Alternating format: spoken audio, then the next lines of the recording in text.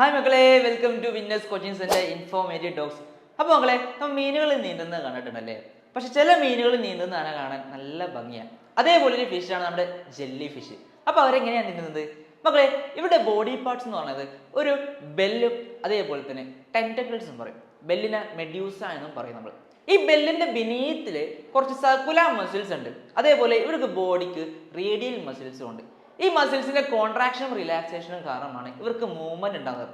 അതെങ്ങനെയാന്ന് വെച്ച് കഴിഞ്ഞാൽ ഇവർ റിലാക്സ് ചെയ്യുമ്പോൾ, സർക്കുലർ മസിൽസ് റിലാക്സ് ചെയ്യുമ്പോൾ അകത്തേക്ക് വെള്ളം ഫോഴ്സ്ഫുള്ളി അകത്തേക്ക് എൻറ്റർ ചെയ്യുകയും ഇവർ കോൺട്രാക്ട് ചെയ്യുമ്പോൾ ഈ കയറിയ വെള്ളം എല്ലാം നല്ല ഫോഴ്സ്ഫുള്ളി പുറത്തേക്ക് എക്സ്പെൽ ഔട്ട് ചെയ്യുകയും ചെയ്യും. അപ്പോൾ ഈ ഫോഴ്സ് ക്രിയേറ്റ് ചെയ്യുമ്പോഴാണ് നമുക്ക് ജെല്ലി ഫിഷിനെ ഫ്രണ്ടിലേക്ക് പ്രൊപ്പൽ ചെയ്യാൻ സഹായിക്കുന്നത്.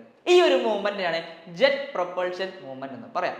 അപ്പോൾ എങ്ങനെയാണ് ജെല്ലി ഫിഷ് സ്വിം ചെയ്യുന്നതെന്ന് മനസ്സിലായില്ലേ?